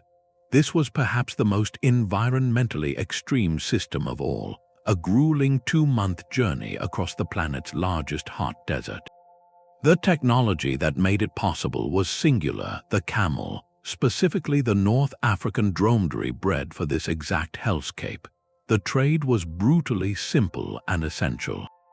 In the savannas south of the desert, empires like Ghana and Mali sat atop vast gold deposits but lacked salt, a mineral crucial for preserving food and sustaining life. To the north, in places like the salt mines of Taghaza, salt was plentiful but gold was not.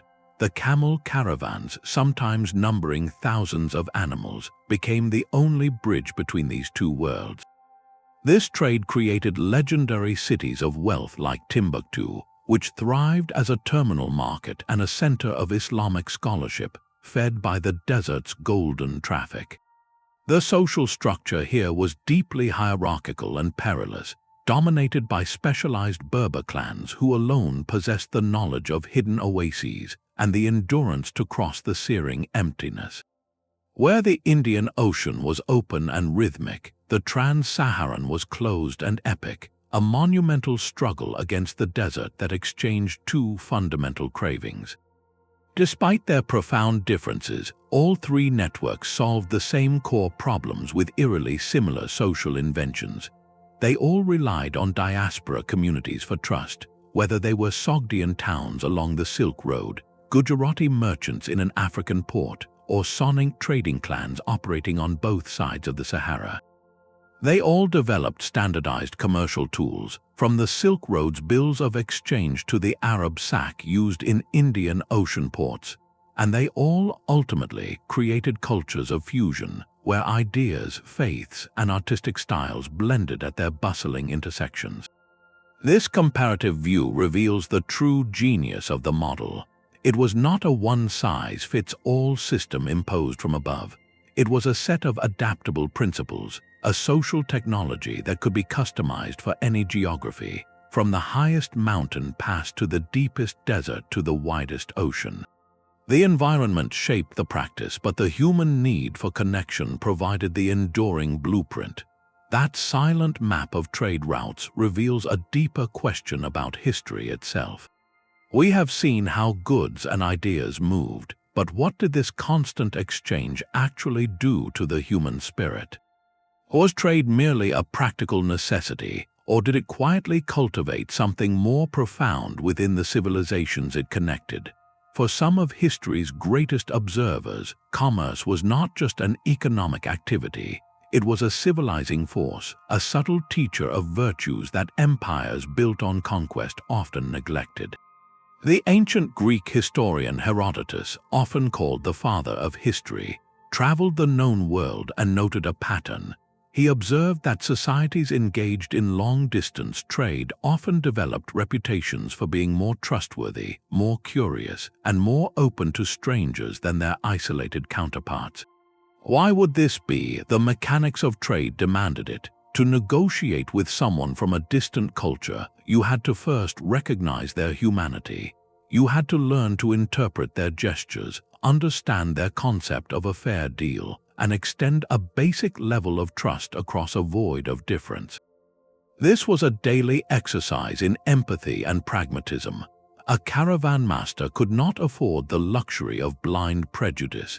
His survival and profit depended on accurately reading the intentions of a foreign guide or a merchant from a strange land.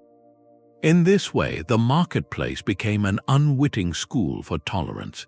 The bustling ports of the Indian Ocean or the Caravanserais of Central Asia were early experiments in cosmopolitanism. In these spaces, difference was not a threat, it was the source of opportunity. A Muslim trader, a Hindu sailor, and a Buddhist pilgrim might share a meal, not because they agreed on theology, but because they were all far from home and bound by the shared experience of the journey. This constant exposure to other ways of living, other beliefs, and other aesthetics naturally encouraged a degree of relativism. It challenged the assumption that your own culture's way was the only way, simply because you saw successful, sophisticated people living by entirely different rules. This is not to paint an idealized picture of perpetual harmony. Conflicts certainly arose, but the system was structured to resolve them. When disputes occurred between merchants of different faiths or origins, they could not appeal to a single king's law that favored one group. They had to find neutral ground, often turning to the commercial customs and contract law that had evolved specifically for this purpose, like the maritime codes of the Mediterranean or the Islamic laws of partnership. This necessity bred early forms of neutral arbitration and a respect for mutually agreed upon rules over brute force. The philosopher Montesquieu, centuries later, would crystallize this idea with the term doux commerce or gentle commerce. He argued that commerce polishes and softens barbarous manners. It tames the violent impulses because it replaces the zero-sum logic of plunder with the positive-sum logic of exchange. It is more profitable, he suggested, to have a neighboring nation as a wealthy customer than as a conquered and impoverished subject. This perspective shifts the foundation of power from extraction to interaction. There is a profound moral imagination at work here. When you trade with someone, you are implicitly acknowledging their agency. You are not taking what you want, you are offering something they want in return. You are engaging in a voluntary agreement. This ritual of mutual consent, repeated millions of times along countless trade routes, subtly reinforced the idea that human relationships could be based on choice and benefit rather than coercion and fear. The flow of ideas that followed trade further cemented this civilizing effect. A culture that imports foreign books on mathematics or astronomy is a culture that admits it does not have all the answers. It practices intellectual humility. The great translation movements in Baghdad or Toledo were acts of profound curiosity, driven by the understanding that wisdom could come from anywhere. This intellectual traffic, funded by commercial wealth, broke down the walls of parochial thought. It is no accident that many of history's great flowering of arts and sciences, from the Abbasid Golden Age to the Italian Renaissance, occurred in hubs of intense commercial exchange. The wealth paid for the patronage, but the connections supplied the new ideas, the hybrid styles, the challenging perspectives that sparked innovation. The marketplace became a forum not just for goods but for philosophies, scientific theories, and artistic techniques. This civilizing influence had its limits, of course. We have already seen how these same networks could carry devastation and facilitate profound injustice. Trade did not automatically make people ethical, but it did create structures that rewarded certain behaviors, honesty, reliability, and a willingness to understand the other, because these were the behaviors that led to repeat business and lasting profit. It built a world where, for many, their self-interest was aligned with peaceable interaction. In this light, the merchant was more than a simple businessman. He was an unwitting diplomat and a cultural interpreter. His ledger was not just a record of debt and credit, but a document of human encounter. The networks he traveled did not just move spices, they circulated a quiet philosophy, one that suggested our differences could be a source of mutual enrichment rather than inevitable conflict. This may be the most precious cargo they carried, a fragile but persistent hope that we can build a common world not through sameness, but through the creative, complicated, and enduring act of exchange. That philosophical hope for a gentler world through commerce runs headlong into a brutal historical record. The very same routes that carried spices and silk were also highways for armies, and the wealth they generated was a prize that invited the sword.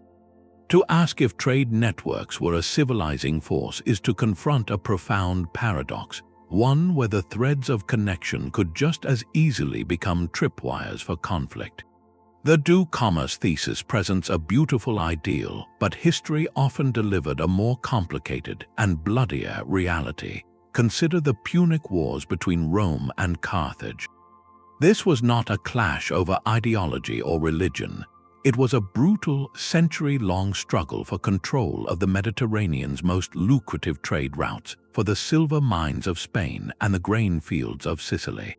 Commerce did not soften their manners, it militarized their entire societies. The wealth Carthage generated from its far-flung trading network built the fleet that challenged Rome, and Rome's eventual victory was fueled by a desire to seize that commercial supremacy for itself. Here, trade was not an alternative to war, it was the cause of war. Similarly, the fierce competition between the Italian city-states of Venice and Genoa, both masters of Mediterranean trade, erupted into a series of devastating naval wars over access to ports and markets. Their galleys carried spices and soldiers in equal measure. This pattern repeated along the Silk Road. While the Caravanserais were zones of neutrality, the territories between them were often contested. Nomadic confederations like the Xiongnu or later the Mongols were not just passive raiders of caravans. They were sophisticated powers who understood that controlling the flow of goods meant controlling the wealth and technology of settled civilizations. Their conflicts with the Chinese Han dynasty or the Persian empires were, in part, struggles over who would tax and regulate the Silk Road's bounty. Trade created interdependence, but that interdependence could also create vulnerability and fierce rivalry over who would dominate the system. Yet within this violence there is a counterpoint, a quieter truth. The periods of greatest stability and cultural flourishing along these routes often coincided with the presence of a hegemonic power that provided security, not to monopolize trade but to facilitate it. The Pax Mongolica in the 13th century is the most striking example. After the Mongol conquests created a single political authority stretching from China to Eastern Europe, the Silk Road experienced an unprecedented surge in safe travel. Marco Polo's famous journey was made possible because a Mongol peace, enforced by a ruthless cavalry, had temporarily pacified the bandit-haunted passes. The Mongols were not traders themselves, but they were brilliant facilitators who protected merchant caravans, standardized weights, and promoted a meritocratic administration that cared little for a trader's origin or faith. In this case, imperial power, however brutally established, created the conditions for the network to operate at its peak efficiency and openness. This presents us with the core tension.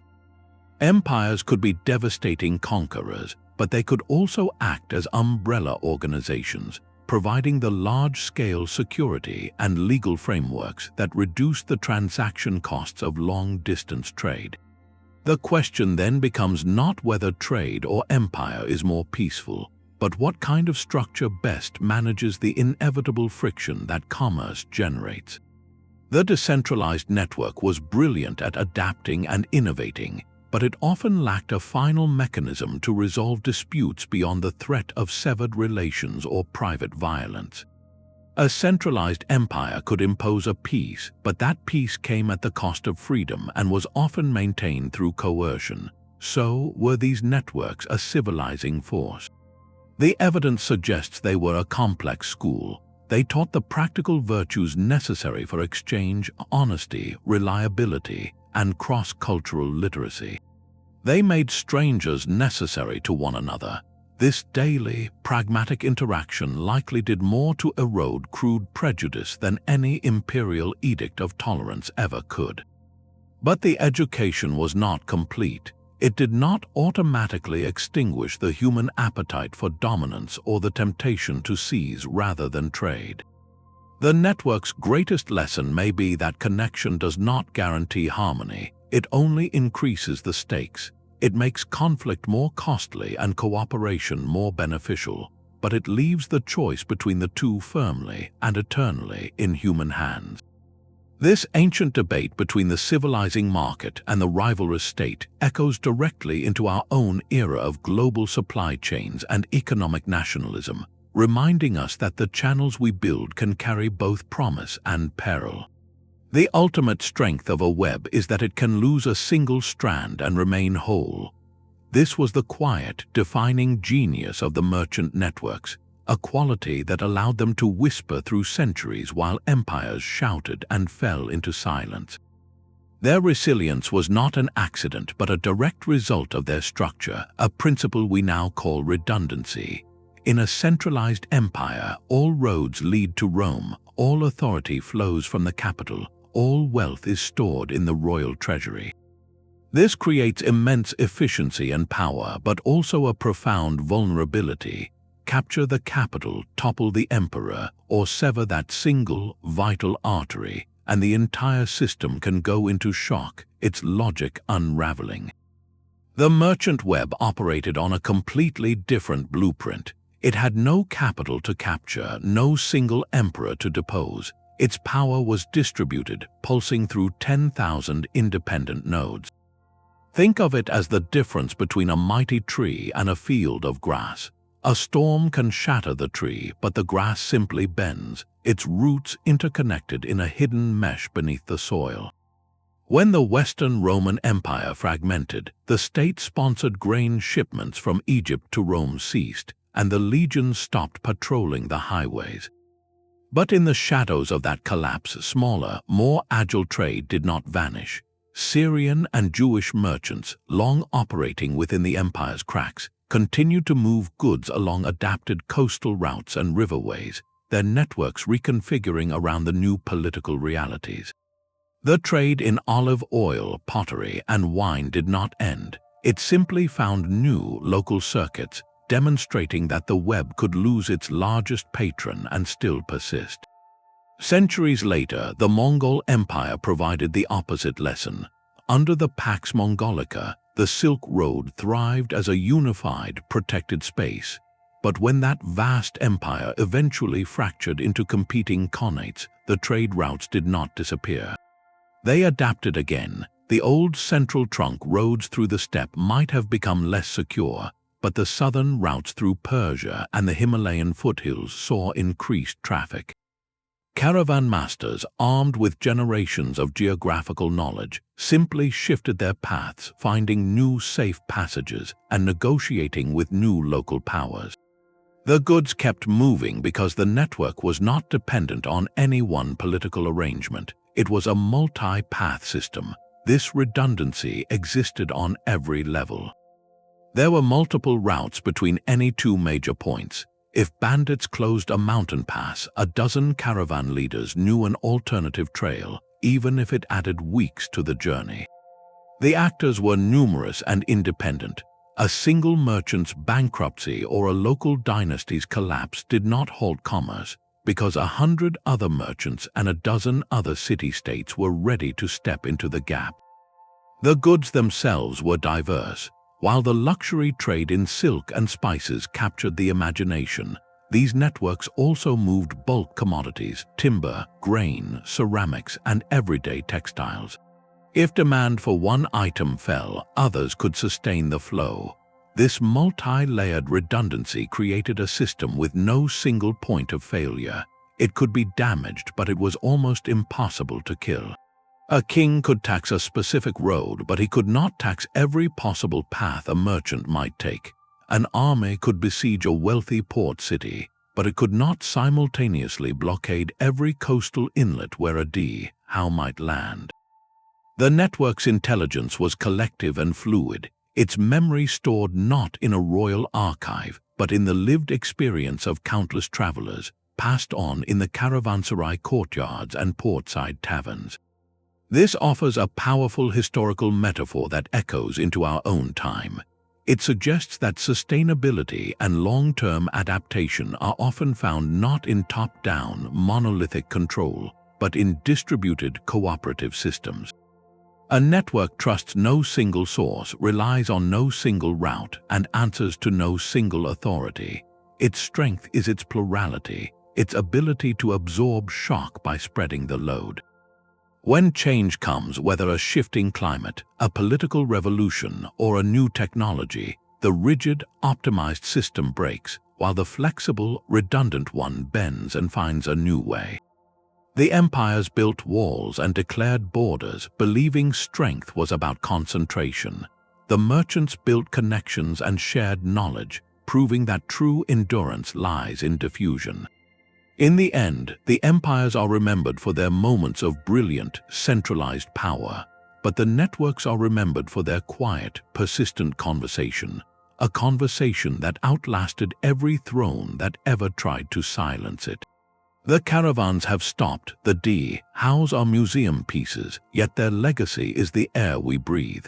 From the silent barter on a Saharan beach to the digital handshake across a fiber optic cable, the story we have traced reveals a fundamental human truth. Connection and commerce have always found a way, and they often flourish most brilliantly not under the command of an emperor, but in the fertile, decentralized spaces between empires. This is not merely a historical curiosity, it is the hidden architecture of our world. The merchant networks were a testament to a different kind of power, one built on human ingenuity, on the fragile, essential currency of trust, and on a relentless desire to exchange not just spices and silk, but the very ideas that make us who we are. They built the first slow-motion global village, proving that while empires rise and fall with dramatic finality, the quiet, persistent web of human interaction endures, adapts, and ultimately outlasts them all. As you reflect on this journey from the Caravanserai to the cloud, consider the networks you inhabit every single day. The online communities where reputation is everything, the supply chains that bring a meal to your table from another continent, the very internet that carries these words, they all operate on principles those ancient merchants would recognize: trust, reciprocity, and the shared understanding that our fates are intertwined. The map has changed from parchment to pixels, but the human longing to reach beyond the horizon remains. If this exploration of our deeply interconnected past has sparked your curiosity, there are countless more historical mysteries waiting to be unraveled. Your thoughts on which network, from the Radhanites to the Hanseatic League, intrigues you most are a welcome continuation of this ancient conversation.